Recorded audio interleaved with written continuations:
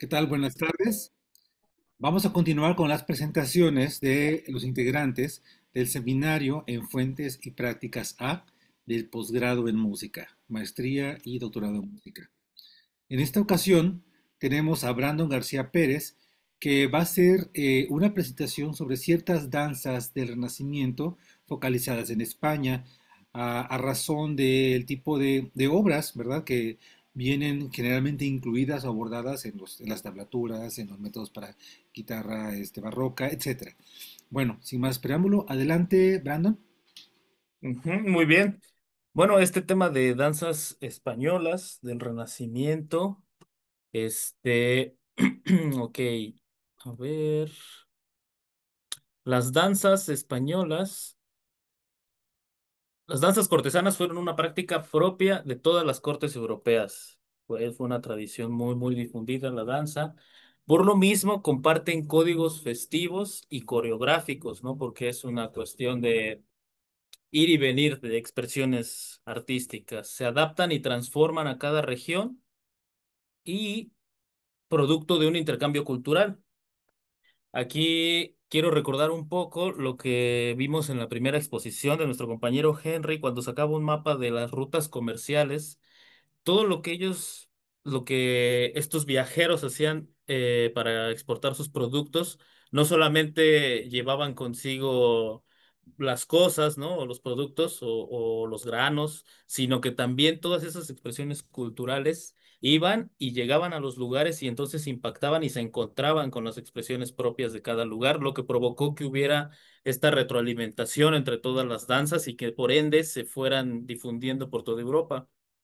Al comienzo, las danzas se transmitían entre la nobleza a través de un patrón pedagógico desde finales del siglo XV, y esto se hacía mediante los tratados de danza, como puede ser el Orquesografía de Tinot Arbó, o Il Ballarino, también es otro tratado de danza, o La Gracia d'Amore, también, que es otro tratado de danza muy famoso.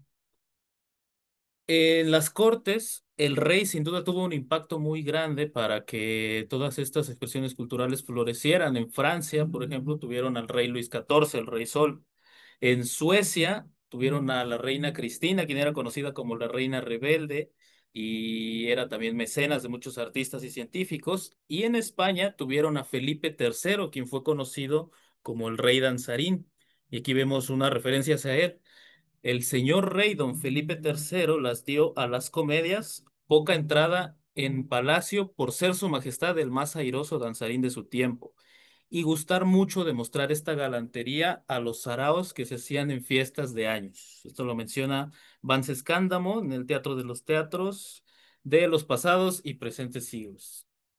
Y de acuerdo a esto, en 1602 Cesare Negri le dedica su Gracia de Amore, uno de los tratados de danza más importantes de Europa. Aquí podemos ver del lado izquierdo a Felipe III y aquí en el tratado vemos en la primera página de Gracia de Amore de Cesare Negri, conocido como Il Trombone, así lo conocían a este maestro. Y aquí dice Filipo III de España, el monarca del mundo nuevo. Que esto también se me hizo muy interesante porque España era conocida como la monarquía del mundo nuevo, por ende, era cuando España se estaba expandiendo hacia el nuevo continente, y entonces había como en España esta curiosidad por descubrir nuevas expresiones y por adoptar nuevas costumbres también y adaptarlas a las costumbres de ellos. Todo esto se vio muy reflejado en la danza también. Y vamos a comenzar primero con la Galiarda, una danza ligera, alegre, un tempo vivo. Arbó la describe como una danza juvenil, viril, expresiva y conquistadora. Consiste en 6 tiempos, tres negras en dos compases de 3 tiempos, o sea, frases de 2 compases. Al danzarla, el penúltimo paso se pierde en el aire, lo que nos deja con 5 notas, que son las que se ejecutan en ese ritmo. Al relacionar un paso a cada nota, se debe contar hasta 5 y no más. De ahí tenemos la pavana española. Con la pavana surge un caso muy particular, que la pavana tradicionalmente en Italia o en Francia era en un tempo binario, pero en España se hizo ternaria. Y esto aparece en el libro de Luis Milán, en el libro del Maestro de 1536. Algo a lo que se puede deber esta curiosidad con la pavana española es que la corte valenciana fue un punto de entrada de distintas danzas italianas como la pavana y la galiarda. Se cree que Luis Milán escuchó estas danzas y de ahí se inspiró para componer sus fantasías del libro El Maestro, que prologó con la siguiente anotación. Esta fantasía que se sigue es del octavo tono y hace de tañer ni muy a espacio ni muy a prisa, sino con un compás bien mesurado. El aire de ella remeda al aire de las pavanas que tañen en Italia, que por ser tan apacible, hallaréis luego después de esta fantasía 6 fantasías que nos parecerán en su aire y compostura a las mismas pavanas que en Italia se tañen. Esto nos puede dejar como con la sensación de que pues no forzosamente a estos compositores les interesaba encajar en un estilo de composición o de danza, sino más bien ellos escuchaban algo en estos lugares, en estos puntos de encuentro, y entonces componían algo que tuviera ese aire o esas características un poco parecidas en cuanto a ritmo. Su composición en compás ternario hacía dudar si se trataba de una pavana o de una galiarda, ya que tradicionalmente la pavana y la galiarda se tocan seguidas una de la otra. La pavana normalmente es una danza baja de ritmo lento, grave y compás binario, mientras que la galiarda es de compás ternario y conformada por 5 pasos. Existen 4 versiones más de pavanas ternarias y, como podemos ver aquí, 2 para vihuela de Enríquez de Valderrábano, una para vihuela de Diego Pisador y una más para tecla de Antonio de Cabezón. Y aquí algo importante, esta última presenta un esquema armónico de folía, que es este patrón armónico que conocemos todos, dando lugar al nombre de pavana folía. Esto lo voy a retomar un poquito después. Y bueno, quiero poner un ejemplo muy rápido de esta danza.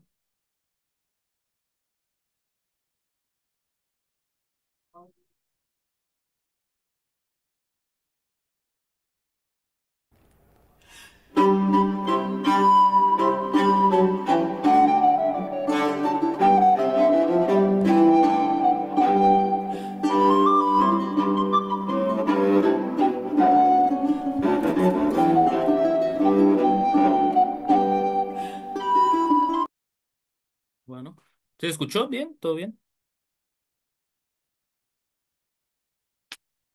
Ok. Mm, Al comparar el repertorio español, italiano y francés, se encuentran que todas las pavanas ternarias eran conocidas como galiardas en Francia e Italia, mientras que en España pues eran pavanas, ¿no? Como vimos, como acabamos de escuchar en este ejemplo, es un ritmo ternario. Y luego dice, las fuentes españolas más antiguas, como los poemas de Timoneda y Fernández de Heredia, el maestro de Milán y la Trulla de Cáceres, mencionan a la corte virreinal valenciana de Fernando de Aragón como un lugar de intercambio cultural entre Italia y España. También se comenta que en esta corte fue donde llegó el músico Ludovico, el arpista, y aquí lo llegó a escuchar Alonso Mudarra, y entonces fue que también él compuso su propia fantasía que contrahace el arpa, que fue lo que exponía ayer nuestro compañero Karim, ¿no? Entonces todo este intercambio pudo dar lugar a la confusión entre pavana y galiarda en España. Otra de las danzas es la zarabanda, un baile cantado, alegre y lascivo que se hace con meneos del cuerpo descompuestos. Combina 3 imitaciones: canto, música y danza. Una secuencia de 4 acordes, primero cuarto, primero quinto, en 4 compases ternarios. Y se estipula que tiene un origen en la Nueva España, ya que sus primeras menciones son en Panamá en 1539. También encontré otra fuente que hablaba de que en Guatemala se les llamaba como zarabanda a un grupo de músicos callejeros también de ahí. Entonces es una palabra que ha estado rondando siempre entre el pueblo, digamos. Y luego aquí dice que ninguna persona sea osada de cantar ni decir por las calles ni casas ni en otra parte alguna el cantar que llaman de la zarabanda ni otro semejante. So pena de cada 200 azotes y a los hombres de cada 6 años de galeras y a las mujeres de destierro del reino. Pregón sobre la zarabanda, promulgado supuestamente 3 de agosto de 1583. Como siempre, pues como la zarabanda era una danza que ellos consideraban vulgar, a la corte no le pareció nada de esto y prefirieron censurarla, era muy castigado por muchos años. Y aquí quise buscar un ejemplo de 1500 pero no encontré, solamente este de Gaspar Sanz, son 6 años, 100 años después, pero pues bueno, para que nos demos una idea de cuáles eran los movimientos que escandalizaban a todos por aquellas épocas.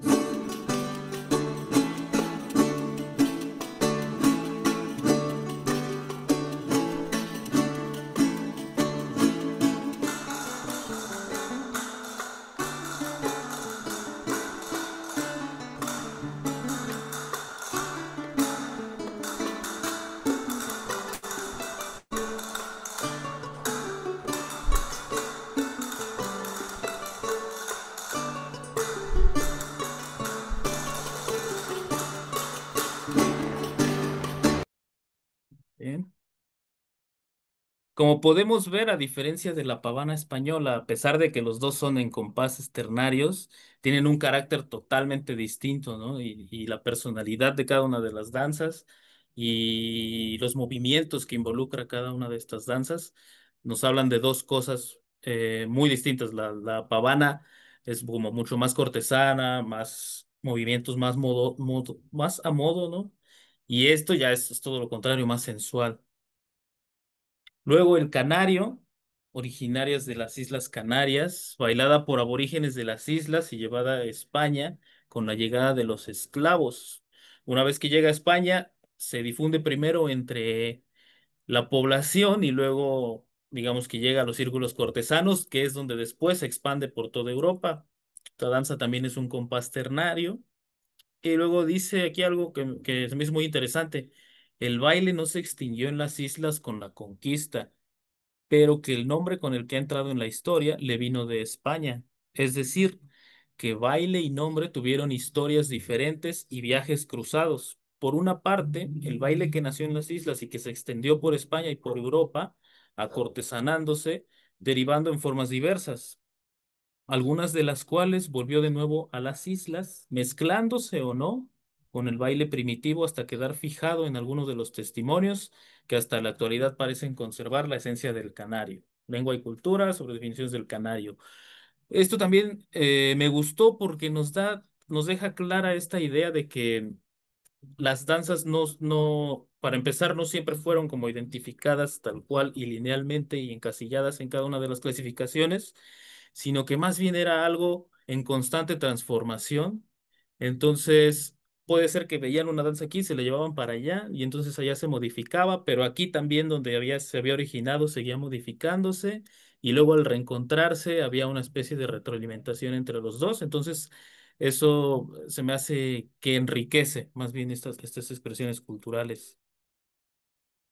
Otra danza más es la folía, una danza ruidosa de origen portugués. El término se menciona por primera vez en la obra teatral portuguesa española El auto de Sibila Casandra, donde los pastores y villanos bailan folías. En esta obra de teatro, Sibila Casandra es una monja que asustada por las cosas que acontecen en su actualidad, decide hablar con Dios y decirle que llegue el día del juicio final. Entonces comienza a hablar con los pastores y villanos y estos hacen intervenciones de danza donde comienzan a bailar folías. Es de los primeros registros que hay donde se bailan este tipo de danzas. En estas danzas la bailaban hombres con parejas de hombres vestidos de mujeres. Entonces esto era como los llegó a escandalizar mucho. Entonces la folía viene de la palabra toscana fulé, que vale para vano, loco, sin seso, que tiene la cabeza vana. Esto según el tesoro de la lengua castellana, Sebastián de Covarrubias. Se asocia por primera vez a la música de Música Libri Septem de Francesco de Salinas, en 1592. Y también distinguen dos temporadas de folías, digamos, la folía temprana del siglo XVI y la folía tardía del siglo XVIII, donde aparecen ya los títulos de folía de España. Esto quiere decir que aquí ya el término de folía se asentó y entonces ya en toda Europa se empezaba a conocer que la folía era una danza propia de España. Al finales del siglo XVII, la folía se convierte en una danza aristocrática y se estiliza. Aquí tenemos un esquema básico la progresión armónica que siguen según John Griffiths, esta progresión armónica que todos conocemos en compás ternario. También en las folías ofrecen un momento para improvisar, siempre en modo protus o su transposición a sol. Y algo que se me hizo muy interesante, pavanas en las tablaturas de Mudarra y Valderrábano constituyen unas variantes de folía tardía. ¿Esto qué quiere decir? Que entonces la folía comenzó como una danza, pero luego se transformó en una forma musical que muchos de estos mismos autores comenzaron a tomar para hacer sus pavanas o sus fantasías, ¿no? ¿Y qué es lo que ocurre con la fantasía que les mencionaba antes de Antonio de Cabezón? Esta, la pavana con glosas, perdón. Esta también sigue un patrón rítmico, como una especie de folía, y entonces por eso se le denominó después pavana folía. Después tenemos al villano, para terminar, una danza popular aragonesa que envuelve distintos tipos de músicas de diferentes pueblos de la comunidad de Aragón. Y esto es se me hizo muy curioso porque es algo muy parecido a lo que sucede con el canario. Ellos tomaron el término canario porque era una danza de aborígenes que provenía de esa región, pero no era que en las Islas Canarias todos bailaran la misma danza, sino que se tomó una que fue la que ellos conocieron y fue la que exportaron como canario. Lo mismo sucede con el villano. Son distintos pueblos, pueblos muy pequeños, acomodados en esta comunidad de Aragón, y entonces a todos se les encapsula como villano, pero cada una de estas danzas tienen caracteres y funcionalidades distintos.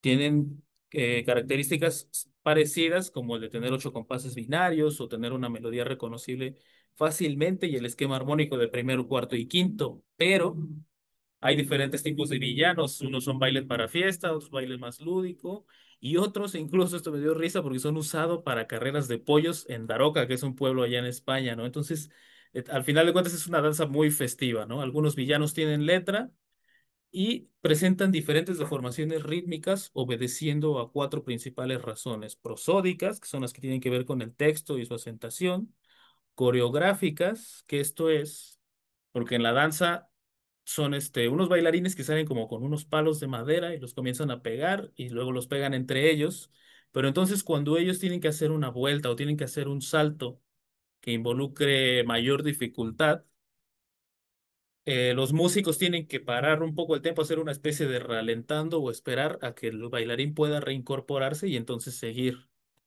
Luego también a una ornamentación excesiva, decía, porque bueno, los instrumentos melódicos pueden ser flautas o gaitas, entonces de repente comienzan a ornamentar y los que van haciendo la base rítmica tienen que ir esperando, ¿no? A que den la señal para que todos vayan juntos. Y también una cuarta razón es su propia transmisión oral a lo largo del tiempo. Y esto me hizo recordar mucho también a lo que pasa con el son jarocho, ¿no? De cuál es el son jarocho original, pues no se puede saber, ¿no? Ha estado generación tras generación y cada quien le aumenta o le quita cosas, ¿no? Entonces es algo de lo que pasa con estas danzas también de los villanos. Y busqué un video, un pequeño, del villano de Perdalt, que es otro pueblo allá en España.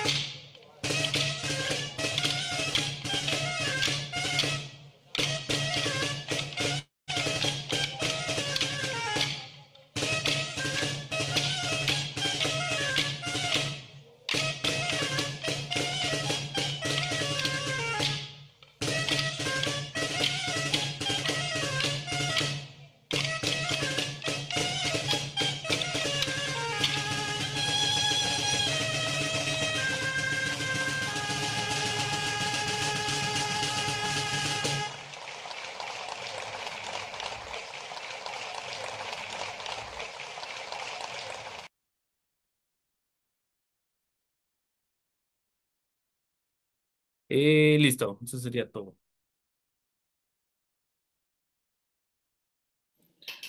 Muy bien, muchas gracias, Brandon. No sé si puedes dejar de compartir tu pantalla. Y los Sí, demás miembros, por favor, prendemos nuestras cámaras. Pues muy bien. quisiera yo iniciar la ronda de preguntas y comentarios. Eh, Se me hace muy interesante el trabajo que estás haciendo. Yo también añadiría algunas cuestiones importantes, conectarlo con tu práctica como guitarrista moderno, porque tenemos Ujú. muchas de estas danzas. O sea, para empezar, es evidente que elegiste las danzas también con referencia a Sanz, con referencia a Rodrigo y a Fantasía para un gentil hombre, ¿no? Las invocaciones de Sí, estas danzas ahí. Por supuesto, pues en el siglo XX, estas danzas pues, ya sufren algún tipo de transformación, una estilización, podría perder algunas características propias de la danza en sí, pero bueno, es normal en ese tipo de procesos. Pero me refería, por ejemplo, al asunto de las pavanas a tres, ¿no? Efectivamente, por ahí, si, si uno hace una búsqueda en Google buscando pavana, te vas a encontrar algunos comentarios de gente que se extraña hay incluso artículos publicados sobre la pavana a tres, porque no es común que se hable de una pavana a tres tiempos. Las pavanas son a cuatro, ujú. o tiempo binario en el mejor de los casos, pero a tres, ¿qué es eso? Eh, y precisamente lo que explicas es muy bien, o sea, realmente son gallardas, ¿no? Que en un momento dado de la historia española se le llamó pavana. Y eso es lo que le saca de onda a los guitarristas que abordan el ciclo de pavanas de Milán, ¿no? Porque Ajá. todas son en binario y la última es en ternario. Y dices, bueno, ¿qué está pasando? Pero también está hecha sobre un tenor italiano. Entonces ahí viene toda la relación, ¿no? Entonces, me Sí. parece muy puntual. También te iba a comentar, esto es una duda que yo tengo desde ya algún tiempo. Ustedes tal vez, los que no son guitarristas, no lo saben, pero cuando hablamos de flamenco, tenemos ciertas sonoridades, digamos, o más bien ciertas falsetas, que son como, pues, como géneros, como subgéneros, patrones, bulerías, soleares, ¿no? Y se tocan de cierta forma. Pero ojo, si tú le cambias el tono a una de estas falsetas, ya pierde su identidad. Una bulería ya no es una bulería, un solear no es un solear, una malagueña ya es otra cosa. Entonces, no es tan fácil. El único cambio de tono que se acepta es más o menos la cejilla andaluza, pero bueno, esa es otra historia, ¿no? El capo en Ajá. dos, ¿no? Pero bueno, Sí. entonces quiere decir que parte de la identidad de cada palo del flamenco tiene que ver con su tonalidad. Yo siempre me pregunté si esto lo tienen los españoles tan claro, ¿desde cuándo? ¿Desde cuándo sucede eso? No sé si han dado cuenta, no sé si han dado cuenta los guitarristas aquí presentes, que cuando hablamos, por ejemplo, del Canarios, ¿no? Tacata, para, pa, pam, pa, para, pa, pam.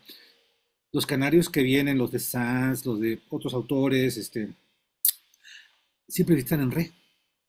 Re mayor, sí. Y si nos atrevemos a un canario en do, deja de ser canario. Eso es interesante. Es muy, muy interesante.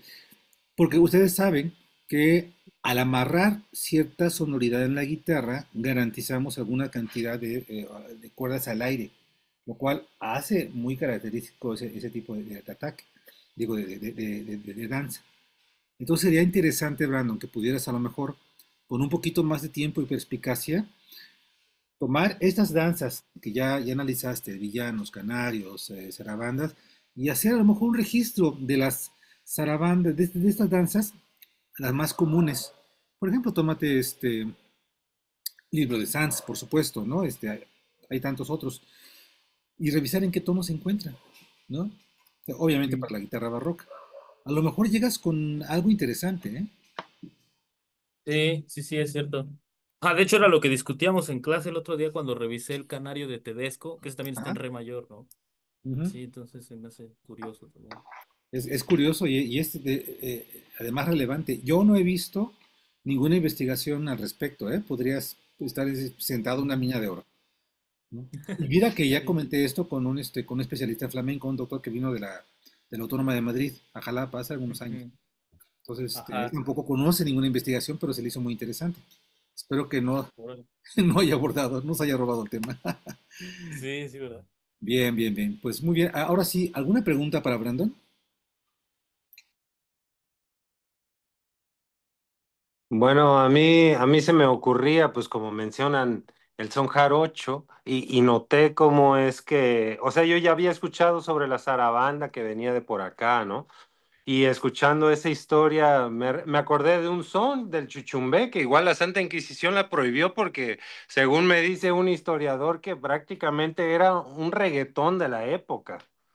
Nada más que, pues ya lo tuvieron que prohibir porque de plano eso era casi como el reggaetón ahorita se bailaba entonces, ¿no? Entonces, pues es muy curioso cómo es que la danza, pues, o sea, si ese dato es verdad, pues, o sea, ha ido para arriba, para abajo, o sea, no, le ha hecho de todo en este aspecto, ¿no? De la danza. Y me recuerda, todos estos temas medievales y renacentistas me recuerda mucho al son jarocho, porque igual, en algunos lugares, pues siempre tocan en el mismo tono, por ejemplo, los sones, y nunca concebirían, algunos sí los puedes cambiar de tono, pero hay unos que de plano, no, no, nunca lo harían. Y como el son sigue vivo, pues si un sonero lo hace, se va a respetar. Si alguien de afuera lo hace, pues se va a notar así como, bueno, pues ahí eso lo hizo, qué loco, pero si no, pues se puede respetar. Bueno, a lo que voy es que pues me parece tan curioso que el son jarocho y la música antigua, pues obviamente son muy parecidas y el son jarocho sigue vivo hasta en Jalapa. Y está muy curioso meterse al son jarocho un poco como de visita. Haría como que una extraña ruta a la antigüedad en el presente, ¿no? No sé, es muy curioso y pues me pareció muy interesante la exposición. No sé si fue una pregunta en realidad, pero pues no sé qué comentes tú, Brandon, sobre lo que menciono. Sí, sí, sí. De hecho, tuve la oportunidad de conocer a Xavier Díaz Latorre, que es un guitarrista de música antigua. Él tocó con Jordi Sabal y toda esta gente.